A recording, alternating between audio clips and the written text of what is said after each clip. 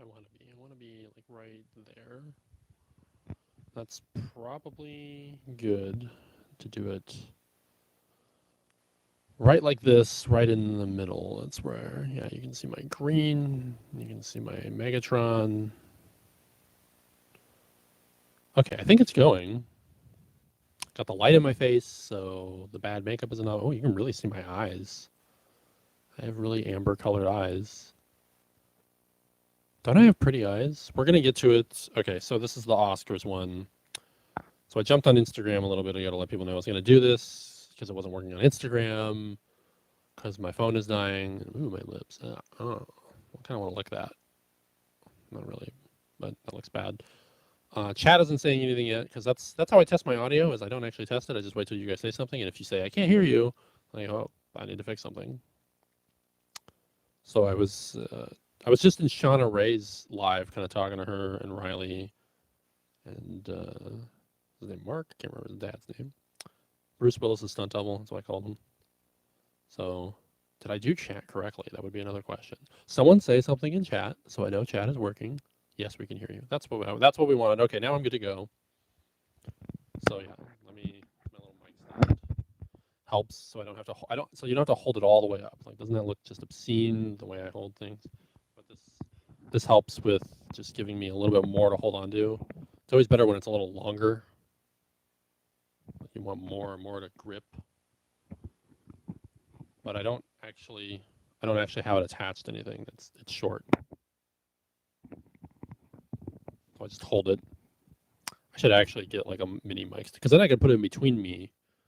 I might be able to just have it sit.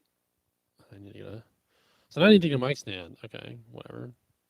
So a few things to run down. I guess this is the Oscars one. Let's first go over the birthday thing. I made an announcement a while back that for my birthday I'm looking for fan art.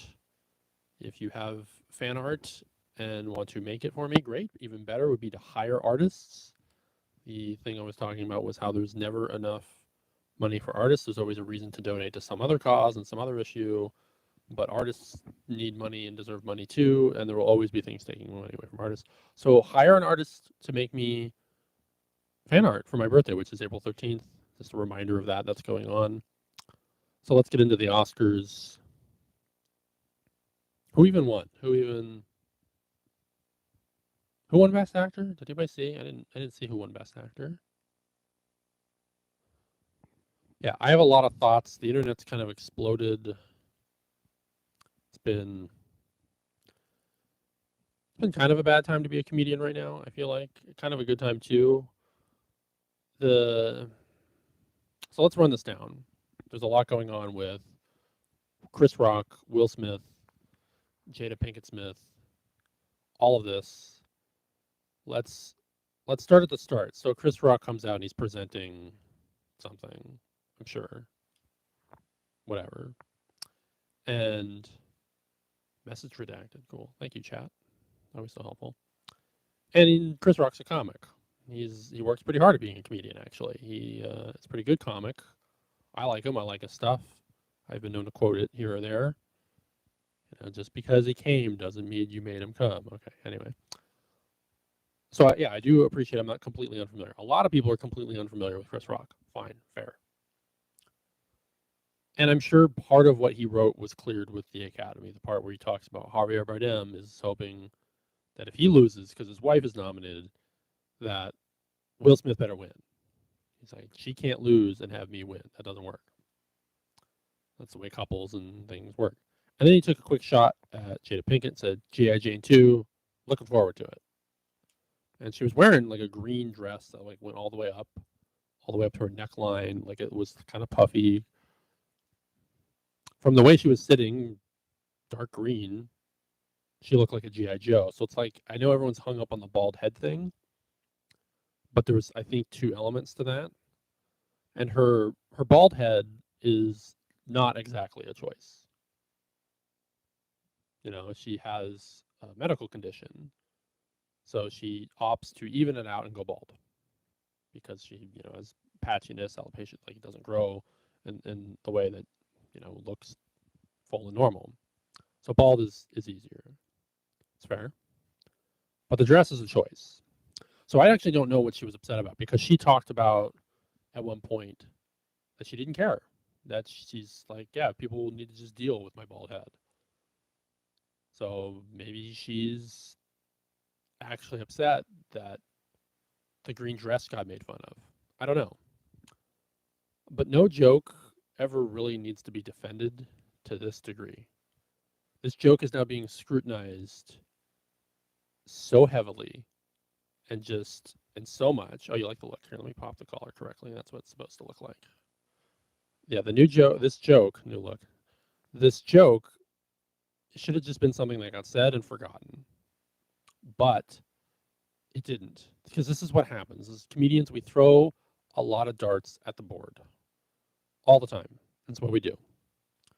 We want to hit a bullseye. We want them to be really big hit jokes. Like, we think we're making a connection, and then you're going to respond to it in a strong way, and that's what we want. So that's what Chris Rock was doing. He was just throwing a dart at the board. It could have been a miss. That's fine. It happens. We need to let comedians miss. We need to let them hit someone else's board wrong. Like, whoops, sorry. This is what happens in comedy. Because if you don't let comedians just take every chance they can, they're going to be more boring. They're going to be more bland.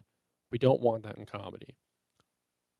But yeah, now he has to defend this joke, because then Will Smith saw the tension, him and his wife, and went up there and slapped him and told him to keep my wife's name out of your mouth, blah, blah, blah.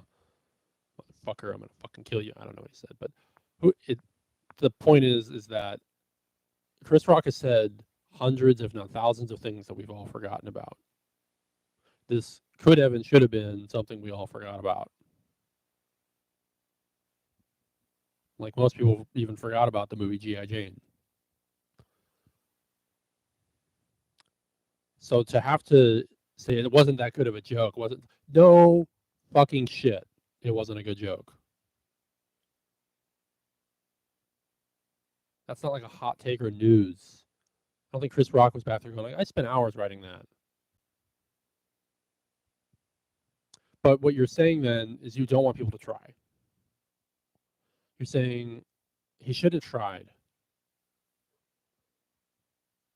You know, comedy is not an art where you put paint on a wall and you go, does this do anything for you? Yes or no? Because you're not trying to evoke any emotion. You're trying to evoke a reaction. And he got a reaction. So he was successful to a degree.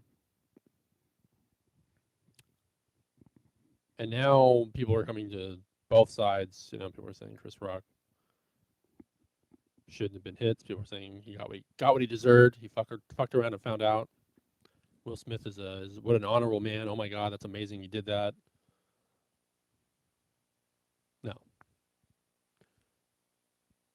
No, it takes nothing to get angry and go hit somebody. Case in point, Will Smith did it. That happens all the time. I'm at comedy shows. I'm at other events. Do you know how easy it is to get mad at somebody? That's not amazing he did that. He could have gotten himself removed from the event that night for doing that. He's lucky he didn't, because he ended up winning. Would have been hilarious if they removed him and then they called his name to win, and like, well, actually, I guess his wife will be accepted, which maybe that's what she wanted.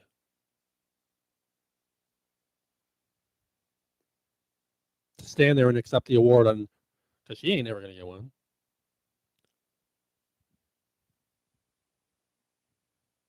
No, it's not. Nothing about what Will Smith did is respectable. He could have done something that was respectable. He could have been more creative. He could have been more. You know, what happened to the art of booing?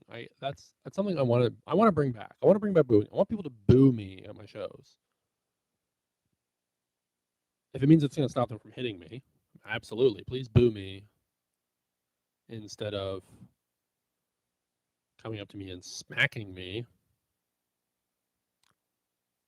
I've been assaulted at shows. That's not news. I've never been assaulted while on stage. I've seen another comedian. I was there. I actually followed the heckler. He was being heckled all night, and the comedian's engaging with the heckler a little bit, trying to make fun of him. And the heckler's like, "Hey, wait a minute!" And he starts getting on stage. The heckler just wanted the mic. The heckler wanted to say something on the mic.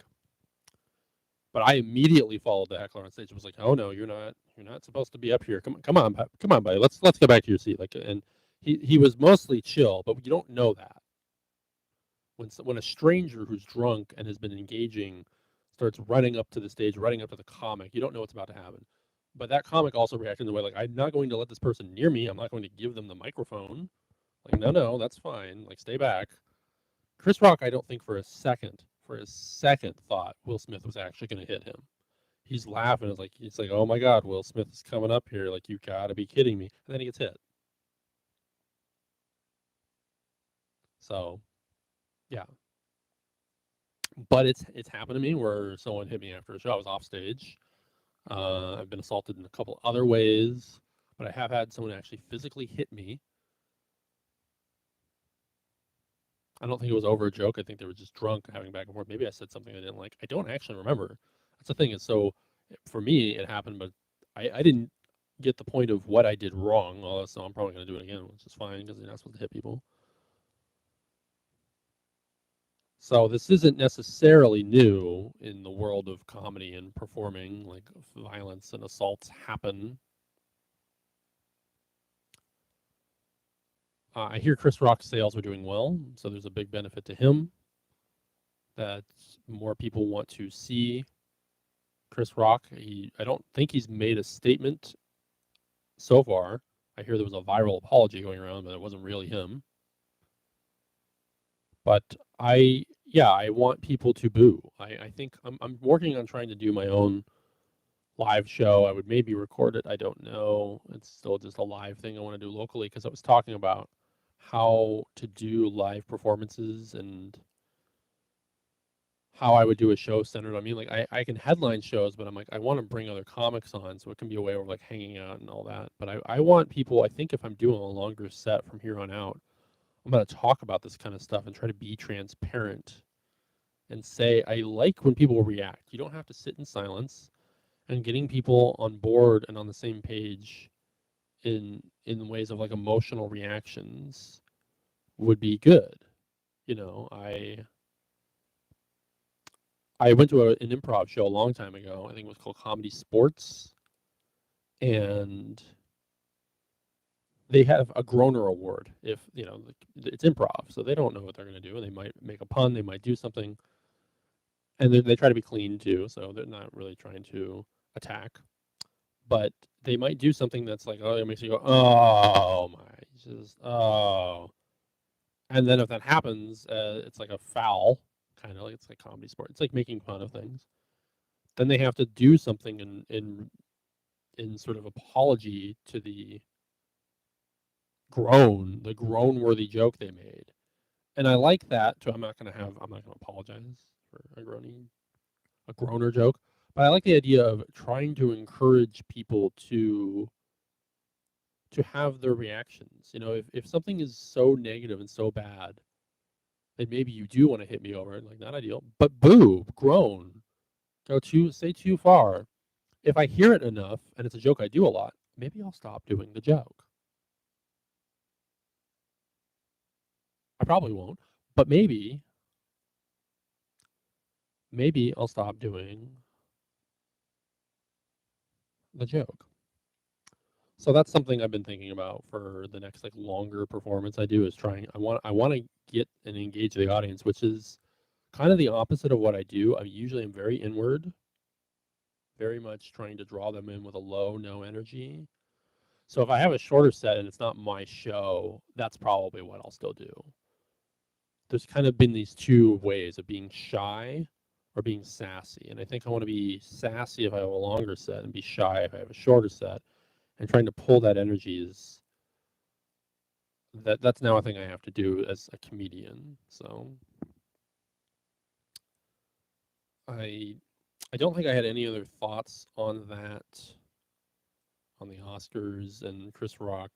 There's a lot I could keep talking about this. I am writing an article on it because I saw a comedian and they did a joke that connects to that pretty well about like what you remember from going to a place, like if there's a fight. and it was pretty good. And I think we're gonna work on that piece. So a written article. It's gonna be that. If you guys have any comments, questions about Oscars, Chris Rock right now, please start queuing them up, start typing them, start sending them, and that's where I'll wrap up for this live. But otherwise, it's been interesting. Like I know people are gonna come at this differently. There's because no one's gonna sit there and come at this like a comedian unless you're a comedian.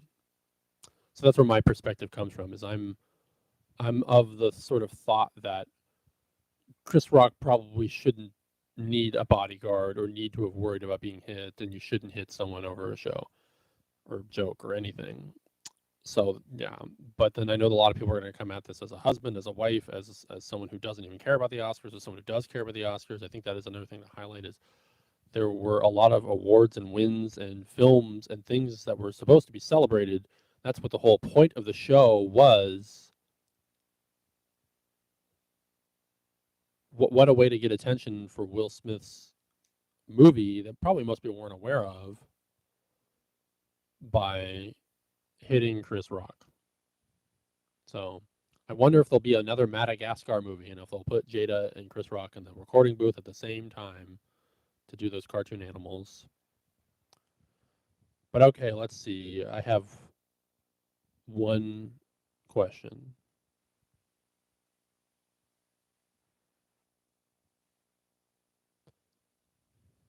Oliver, how did you feel when you saw that SmackDown? I didn't really have a feeling on it. Clear my throat.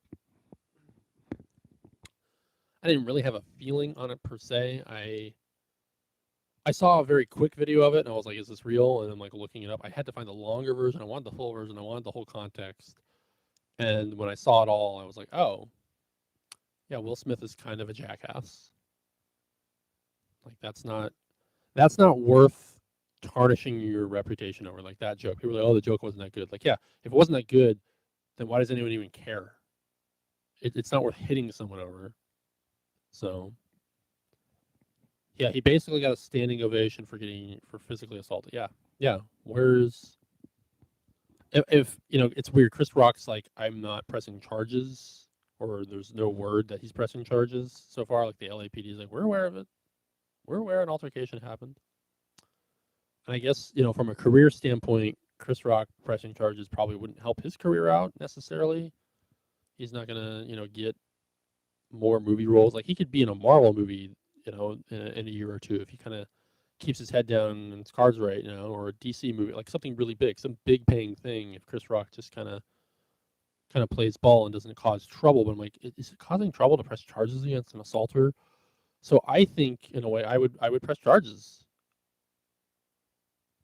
I don't know his rationale if he's so career driven. I mean, he has the sort of outside stuff as well as the inside Hollywood stuff. Like being a comedian isn't always Hollywood, but he's in movies. He was on Saturday Night Live. He's in movies. He's in with Adam Sandler and has his own projects, and so I would probably press charges. Would be my thought. I mean, it should have happened right away. I feel like it should have happened immediately. Like I would be like, wow, okay. I'd be like, well, I want him arrested. I don't. I mean, I'm still at the show. I'm Chris Rock. I'm entitled to be here, right?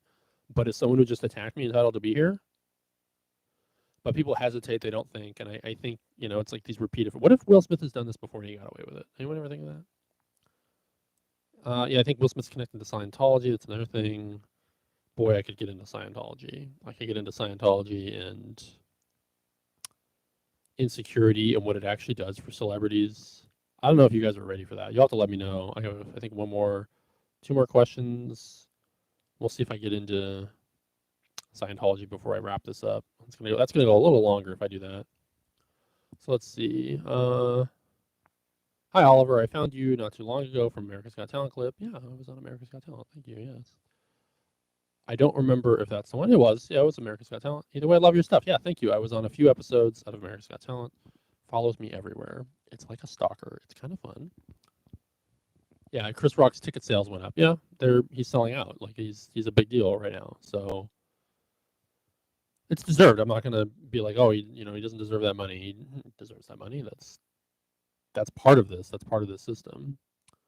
So right, I'll get into Scientology a little bit, I guess. So one thing it does for celebrities like Will Smith and was it Nancy Cartwright, the Bart Simpson voice, Tom Cruise, there's a few other people. They go through this sort of stint of like, am I good enough? And their careers get to the point like there's no one else like them. There's no one else that's really lives the life that Tom Cruise, Will Smith, Simpsons, like that. That's completely separate from what most people do, and they don't have privacy really. Like their social life is utterly insane. Can you imagine just trying to do a regular normal thing as one of those people, just going to a bar, going to a place? Like, can you? Would they want to?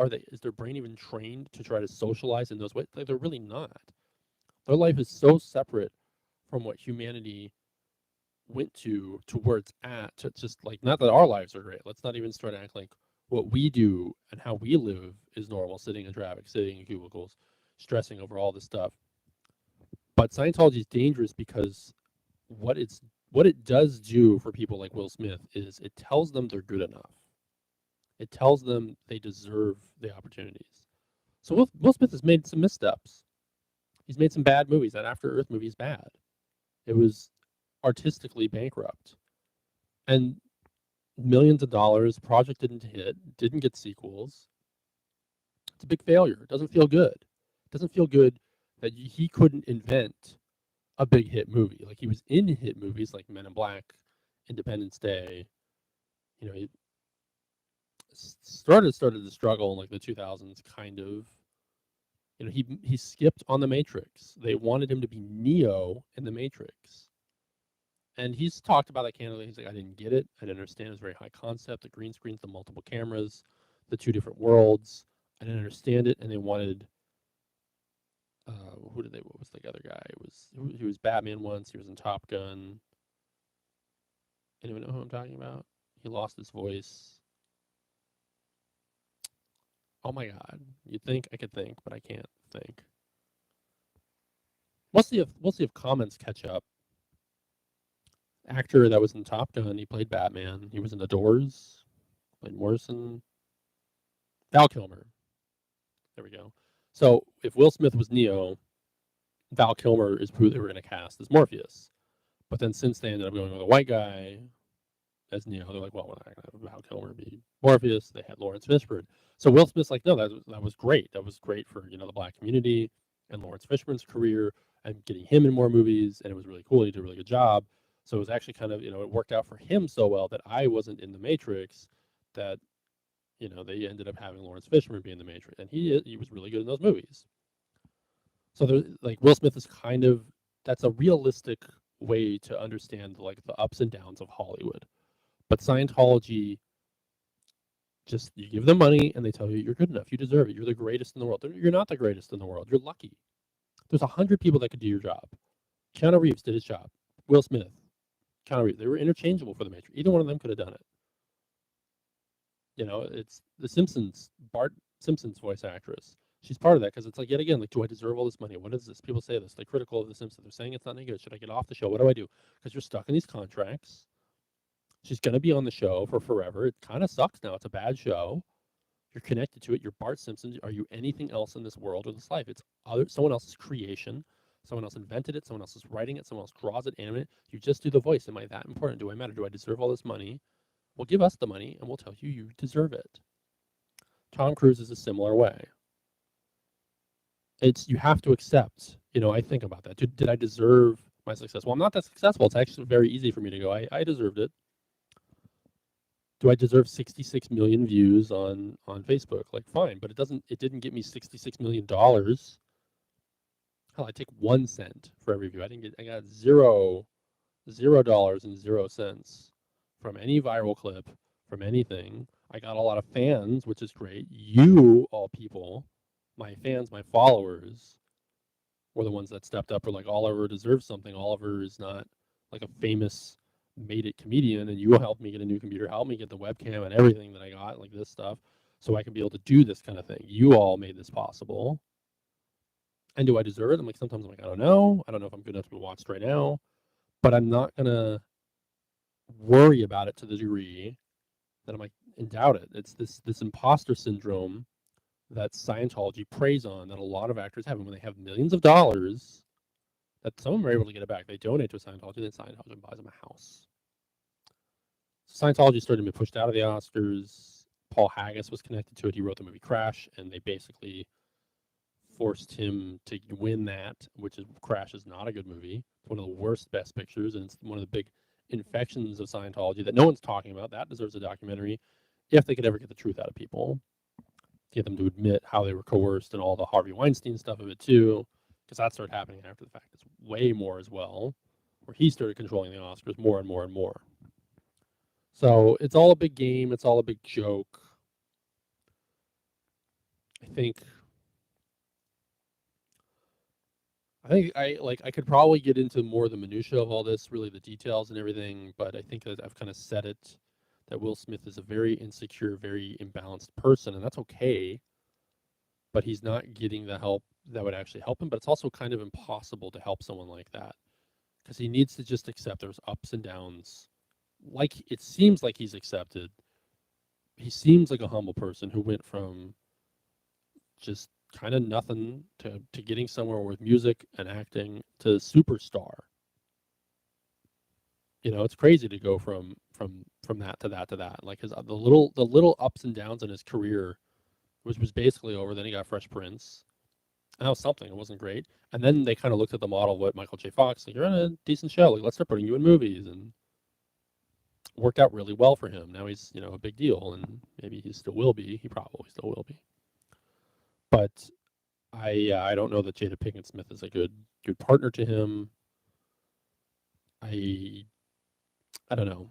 But mostly, I will say I always look at this as a comedian perspective if comedians are involved. And most people are not, and that's fine. It's fine and fair for you to have a different position than me on this. But I'm still going to the camp of don't assault comedians. You don't need to escalate it to that. Ever. Because what if we assault you back? I'm going to do it while you're sleeping. I know better. I'm going to follow you home. Or I'll have someone else do it. You won't see it coming. I have very loyal followers now. I have no idea if any of you would do that for me, but that would be actually kind of cool. I had something like that happen once where someone was like, hey, you don't fuck with Oliver. I was like, wow, okay. And he bought me a drink too. I was like, that's fucking cool. All right, so that's probably about all I got for the live today. And dial back to once again, April 13th is my birthday. Hire an artist for fan art, make fan art yourself. We'll see what happens with that.